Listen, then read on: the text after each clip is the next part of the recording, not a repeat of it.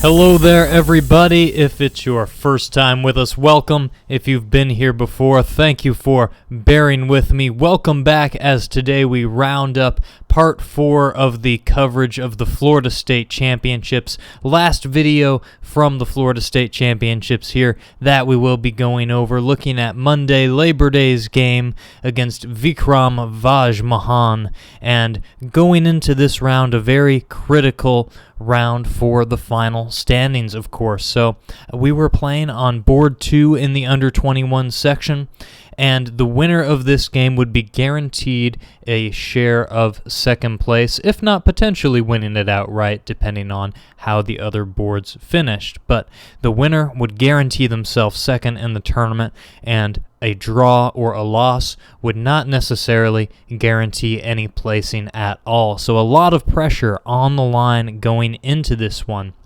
With all of our videos, we've been trying to focus on different themes, and our theme, of course, in this pressure cooker situation, well, the must-win game. How should you approach the psychological aspect of the must-win game?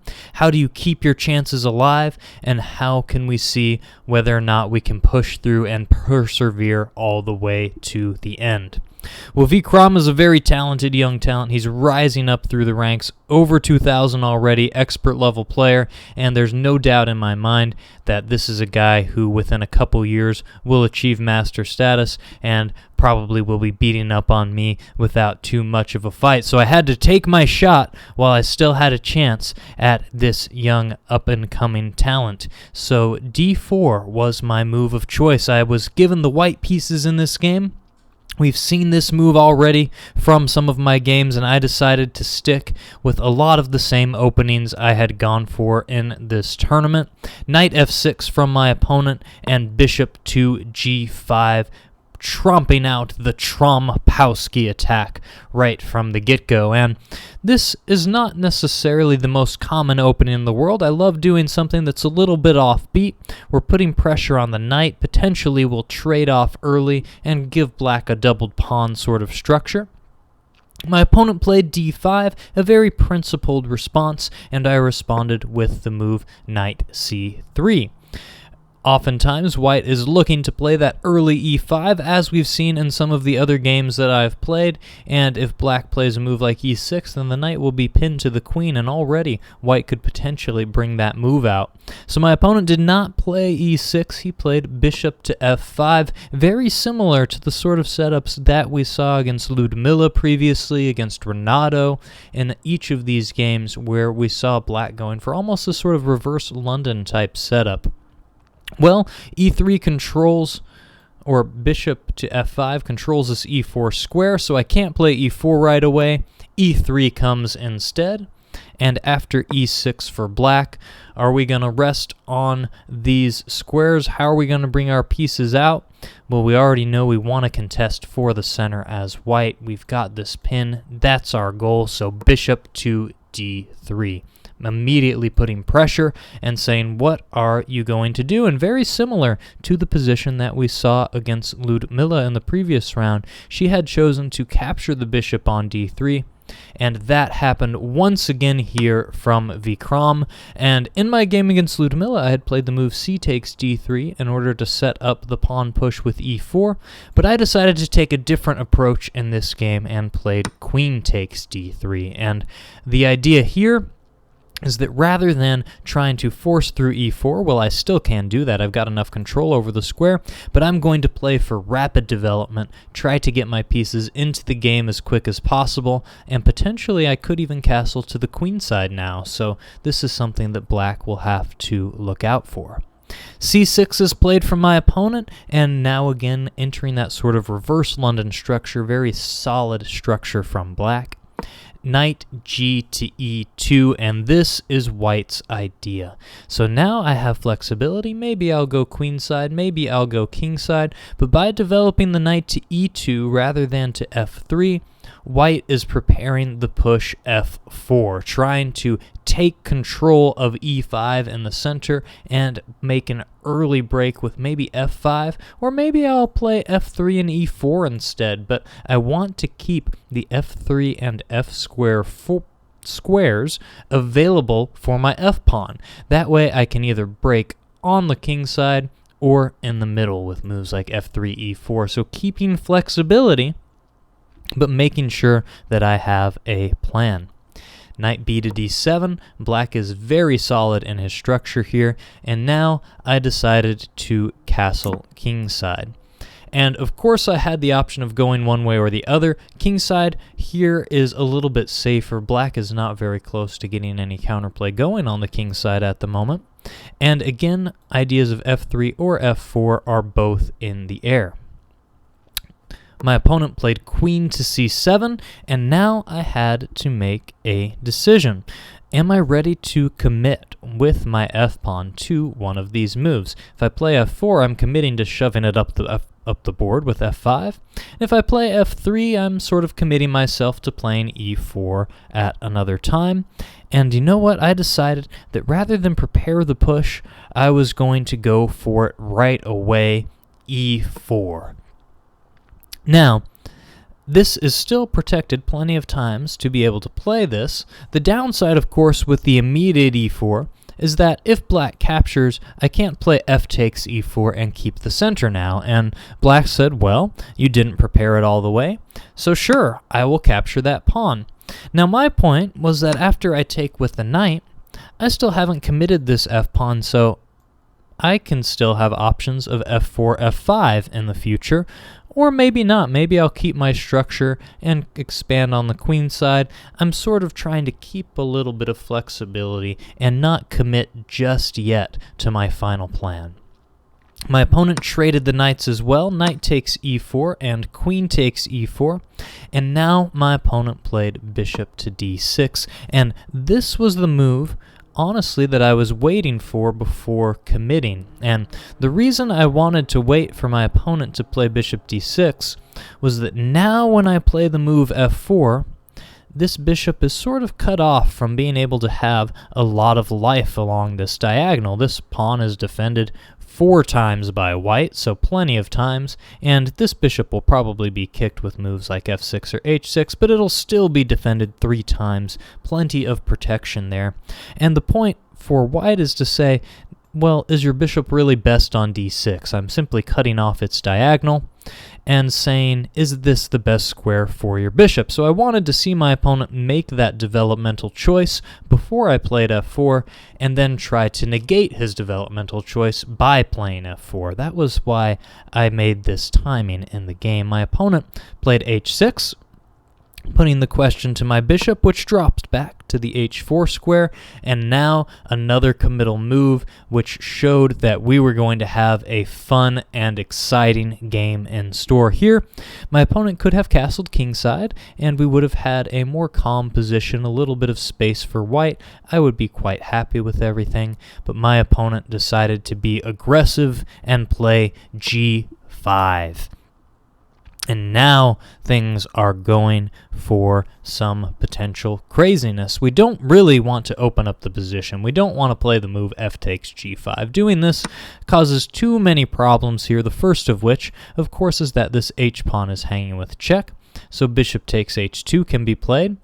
But also playable is just capturing the pawn first and opening up the rook, and oh my goodness, suddenly everything is opening up onto this h2 square. White could play bishop g3 and probably survive in that manner, but black is having all of the fun here. Maybe bishop takes h2 first, where after king h1, now you can play h takes g5, and just look at how uncomfortable everything is.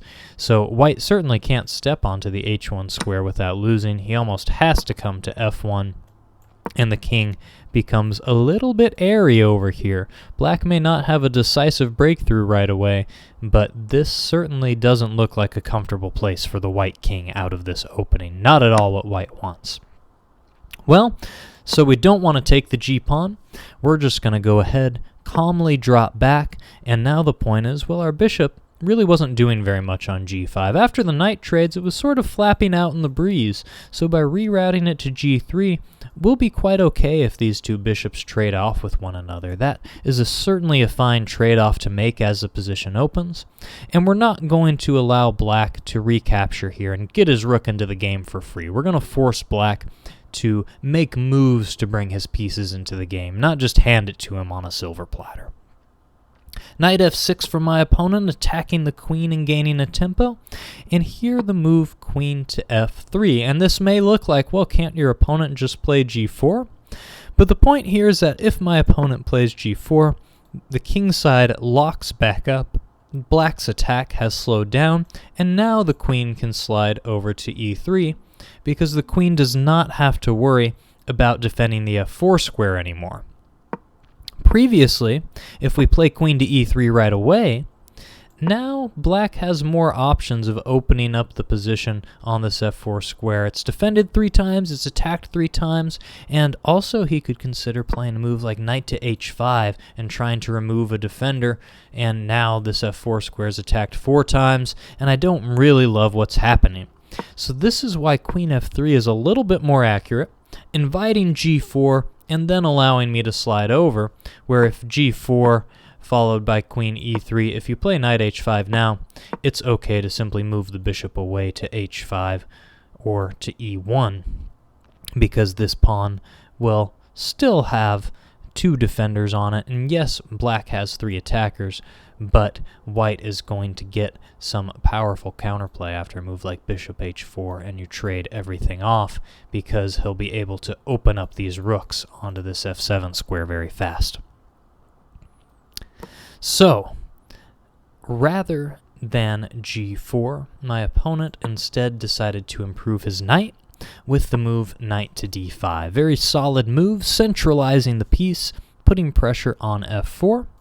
And I decided to push forward with our idea. Up comes the f-pawn, and the king is still in the center, so we are going to create a little bit of threats around this black king if he doesn't move it to safety by trying to open up the center here on e6.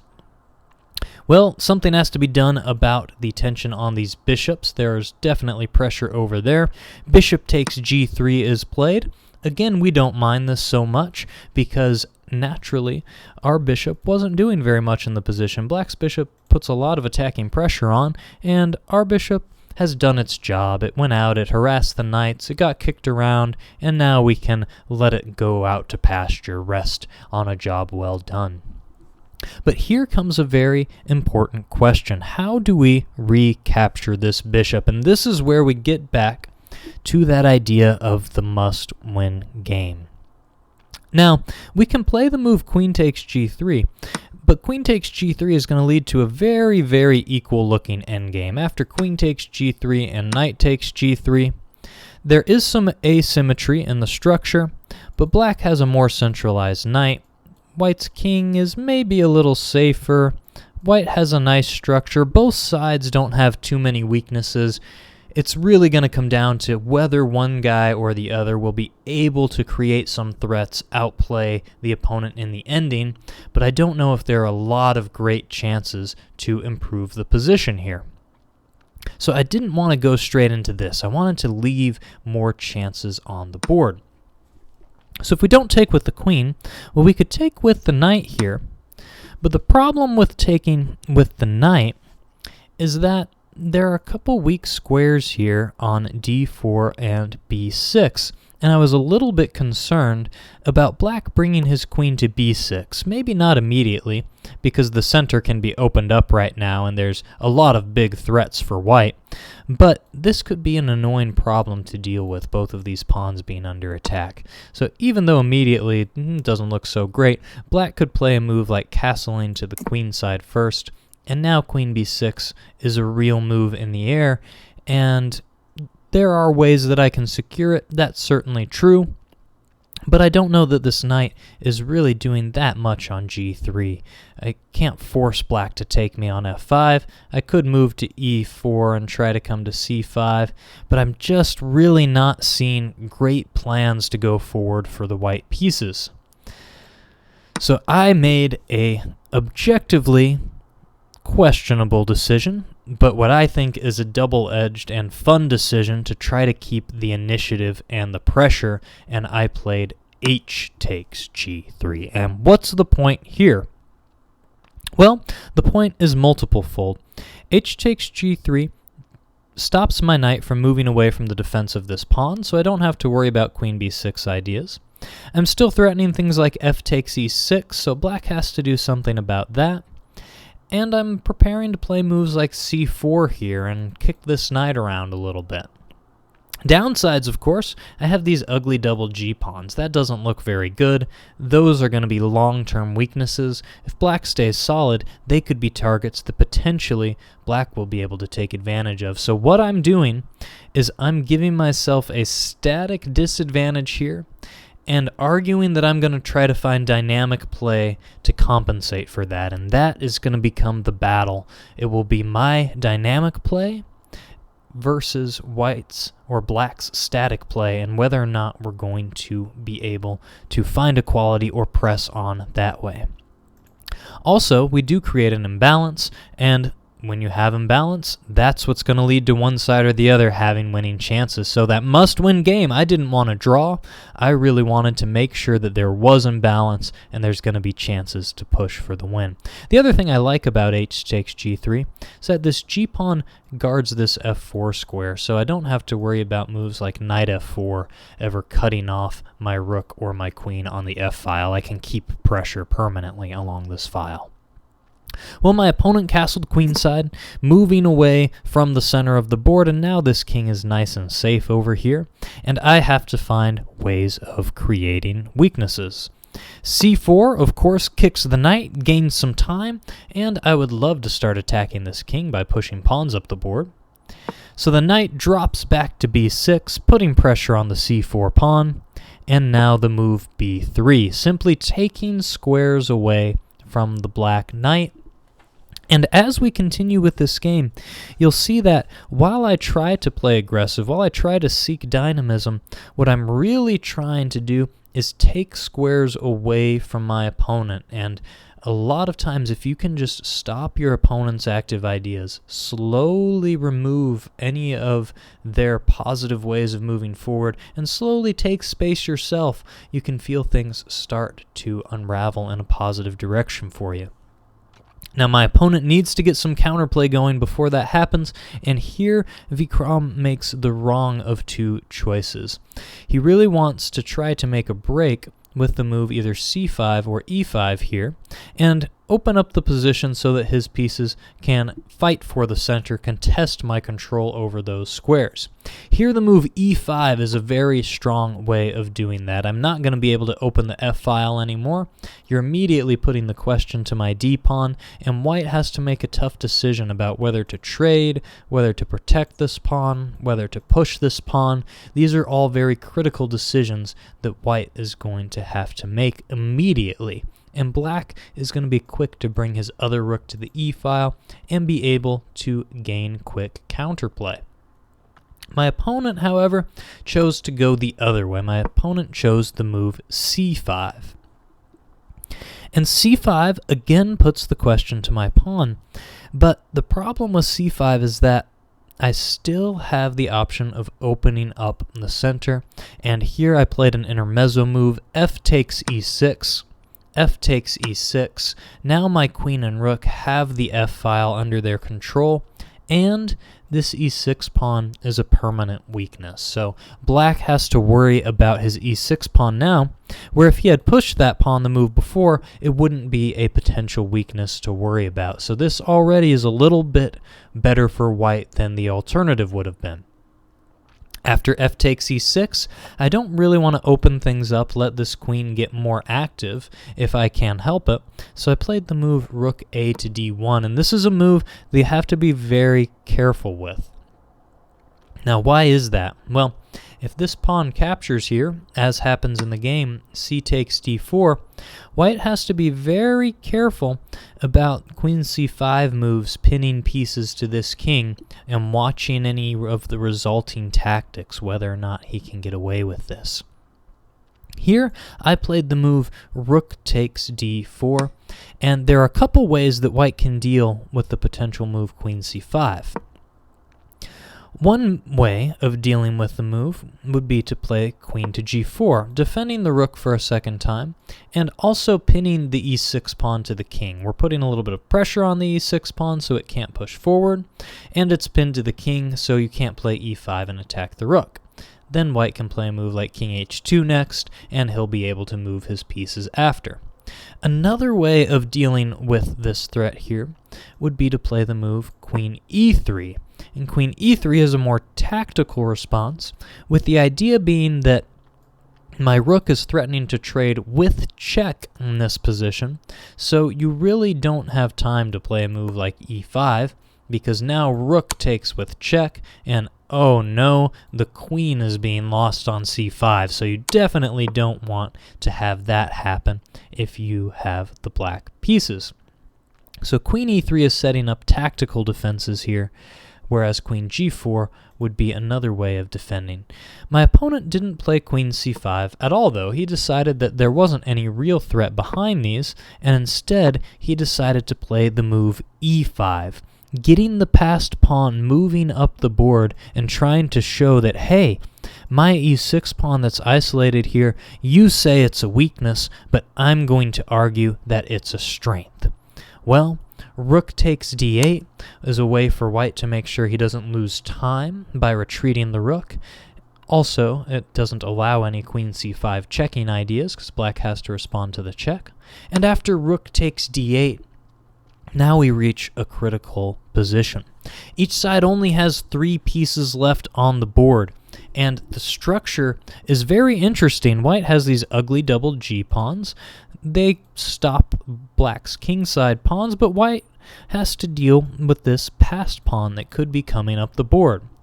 However, that passed pawn could be arguably very weak. White would like to target and win this e-pawn, and then go on to win the game with his queenside majority if possible. So, white has advantages on the queen side with this nice pawn structure, disadvantages on the king side with his ugly g-pawns, and both sides are trying to make a big argument about whether or not this e5 pawn is strong or weak. Here, I decided to play a move to take away any active ideas from my opponent. Now, probably better was to go ahead and play knight to c3 right away and work toward improving my knight, but I decided to play the move queen to e3. And I really like this move, even though it may not objectively be the best move, and the reason I like it is it simply takes the squares away from black's pieces. Black can't play rook to d2 now. The queen is covering that square.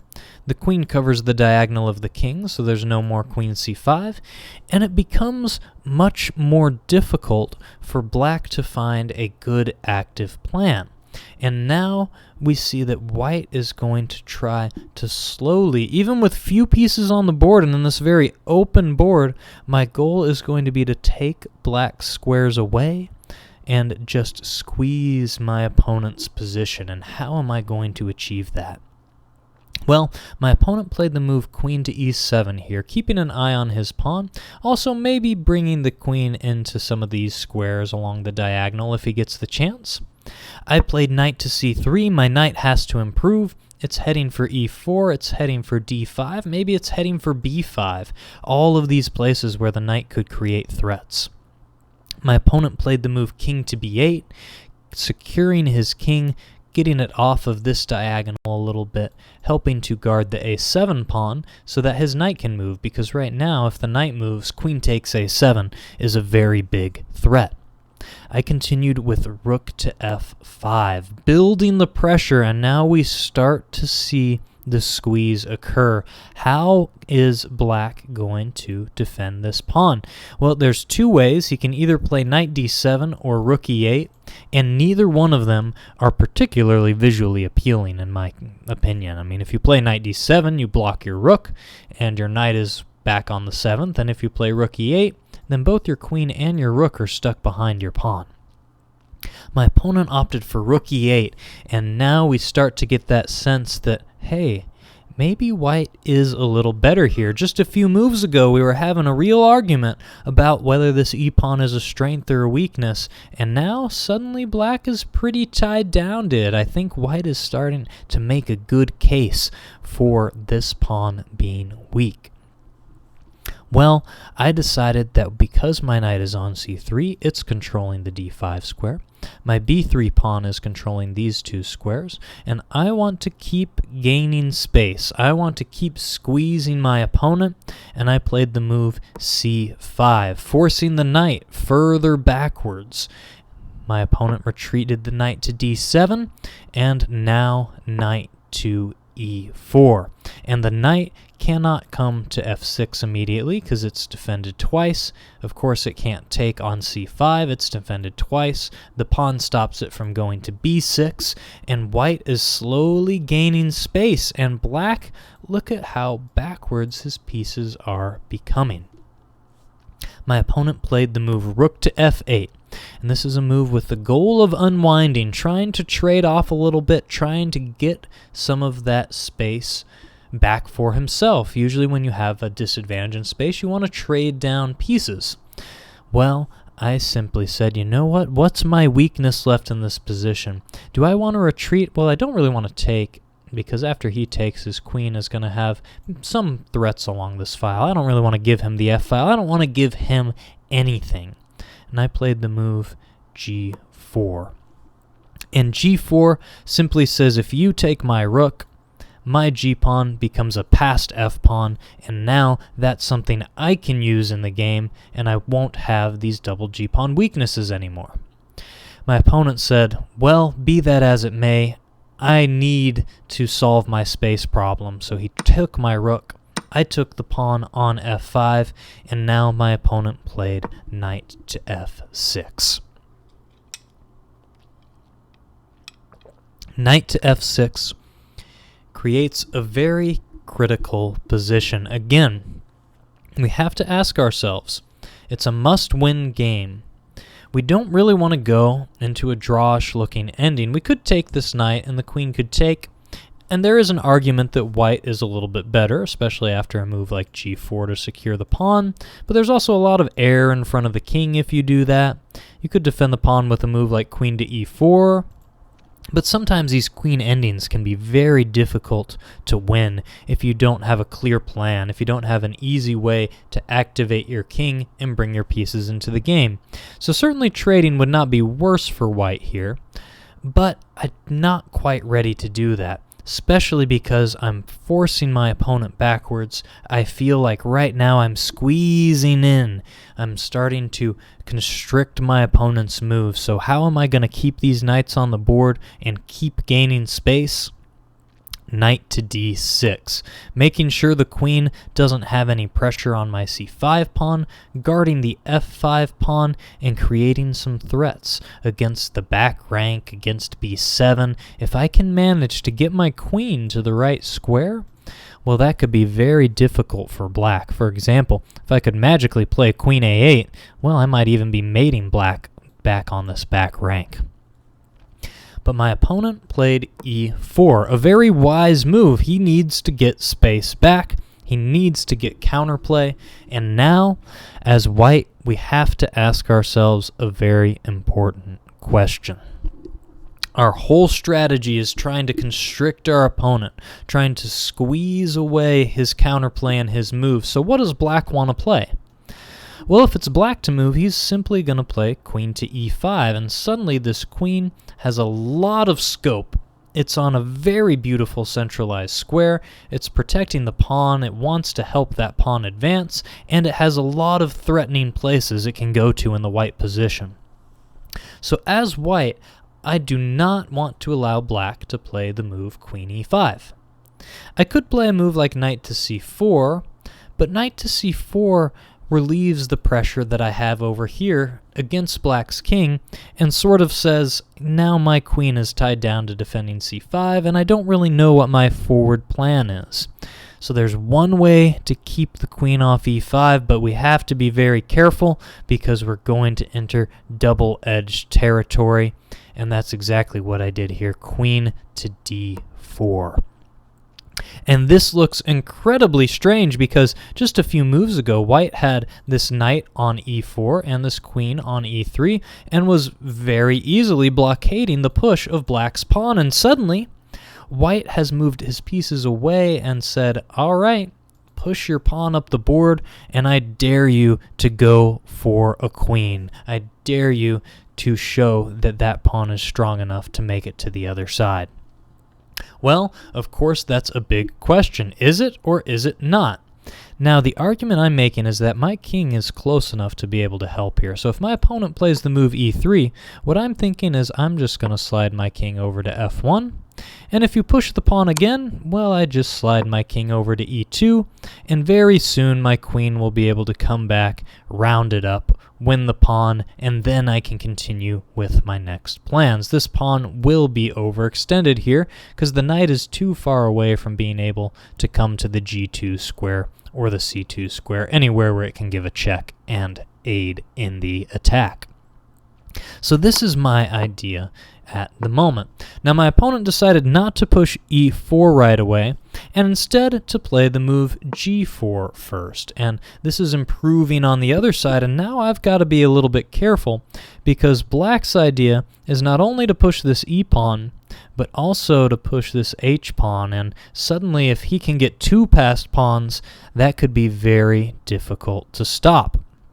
Now, what am I banking on in this position? Well, part of what I'm banking on is that this knight really can't move. If black moves this knight to like h5, then queen h8 is a deadly check, and king c7 results in queen c8 checkmate. So black has to be very careful tactically here. White really is constricting the black pieces. There's not a lot of good places they can go without losing the e-pawn or without allowing white good tactical chances. So black is stuck playing with his pawns. Really all I need to do is show that I can stop them. Now here I played the move king to f2, simply saying, you know what, my king is going to come into the game, is going to stop your pawn once and for all, then I'll win it and show that I'll be able to win the game. My opponent played the move g3 check, and here comes a very big tactical moment. Now, I thought for a very long time in this position, I really wanted to play the move king takes g3 because it's just a fun looking move. But let's go ahead and see some of the wildness that comes if you make this move. King takes g3. Well, for one, the first thing we have to calculate is if black goes for mating attacks. If black plays queen to g7, trying to bring the knight and the queen into the game. And believe it or not, there's only one move that white can play to still win this position, and it's not retreating. If you retreat to f2, you're going to be in for a big surprise because knight to g4 checks the king and the queen is lost. So the only way to try to play for the win here with white, you can't go to f2, you can't go to f3 because of the pawn. If you come to h4, well, then you get checkmate, thank you very much. If you go to h3, the queen can still play check on g4, your king can drop back, but black will be able to get an easy perpetual, queen h4 check, king g1, queen e1 check, and perpetual. So that would draw if you play king h3, and very similar idea if you play king h2 there as well. Knight to g4 wins the queen. So you cannot go to any of these squares and win the game. The only way to win for white is to go forward into the lion's mouth. And I was very tempted to play king g3 because I very much wanted to see this line on the board. This is just too much fun. I love the idea of the king marching into the enemy's position to safety.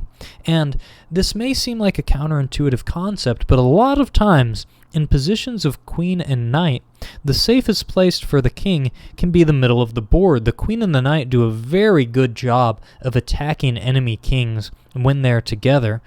And when the king is in the edge or the corner, he has fewer escape squares. So sometimes by going to the middle of the board, the king's actually safer against the queen and the knight because there's just more places to run. The point of king to f4 is if you make any discoveries like knight to h5, I can simply take your pawn and I defend my own queen, so I'm not losing the queen that way.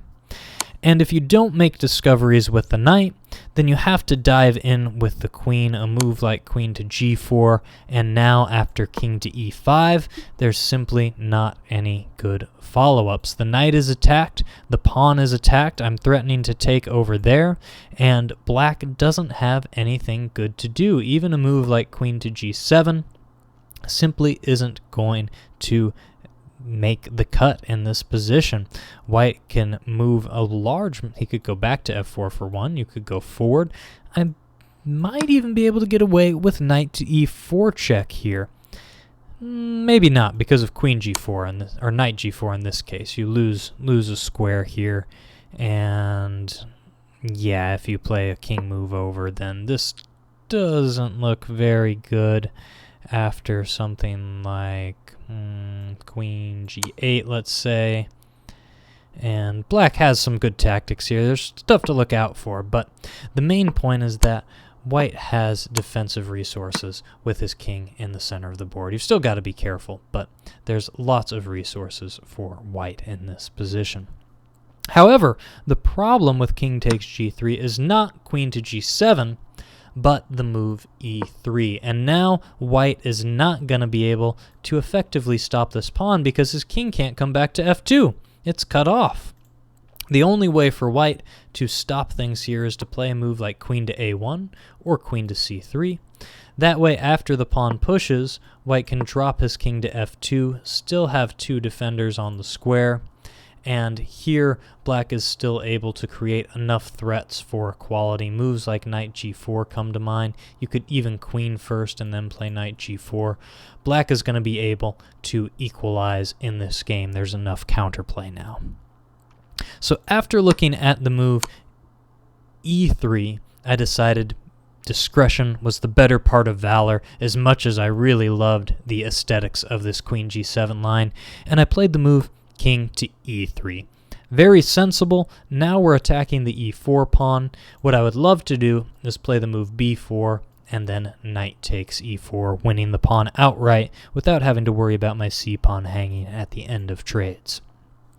Well, my opponent played h5, and h5 is a very good move because if I go with this b4 line and try to trade everything else, black has a sneaky endgame idea. So let's imagine b4, h4, and if white rushes to trade everything off, knight takes e4, knight takes e4, queen takes, queen takes, queen takes, and now black's point is h3.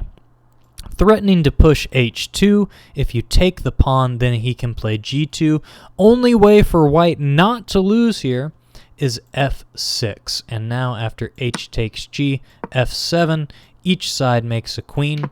White queens with check, but there are no mates for white over here. He can only ever dance and check around this black king, and black has this very dangerous passed g-pawn, so white is happy to make a draw if this were the resulting position, and I'm not happy to make a draw. I don't want to have this happen at all.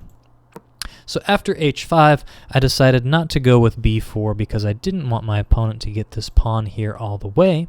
But what I realized was that after h5, now I like my chances in the ending. Knight takes e4. And the point is, yes, this is a trade because the c5 pawn will hang, but now my king is just too good. Knight takes e4, queen takes e4, queen takes c5. Black doesn't want to trade the queens because the resulting king and pawn endgame will be winning easily for white now that the pawn isn't on h4. The king can easily march over, win these pawns and the game. But after queen takes c5, king to f4, and the point is that now this king is forward, this pawn is ready to march up the board, and black's pawns aren't nearly as fast for counterplay. Also, this white queen is doing a very nice job of defending everything and cutting black's king off from being able to come into the defense. My opponent played queen to f2. Well, what are we going to do? Keep marching forward. King to g5. My opponent played queen takes a2, trying to get a little bit of counterplay. Here I played the move queen e5 check, with the point not to really start checking the king, but more that after king c8, I can play queen takes g3. I win the g3 pawn, and I defend both of my pawns. Queen e2 from black, trying to hold on to this h-pawn a little bit longer and bring the queen back into defense. f6 from white, we've got to get that pawn pushing up the board. And the key here is limiting our opponent's checks, always looking at the squares that our opponent can give check from and trying to keep them from being able to torment my king as this pawn comes up the board. Well, my opponent played king to d7, trying to bring that king into the defense. Of course, I don't want to allow this, so I played the move queen h3 check.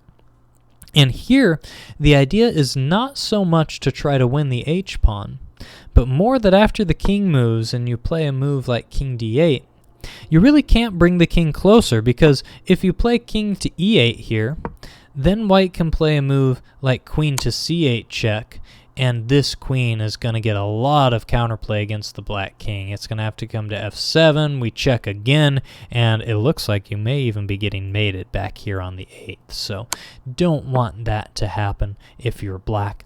King to d8 is played instead, and this essentially stops the king from being able to come over to defend.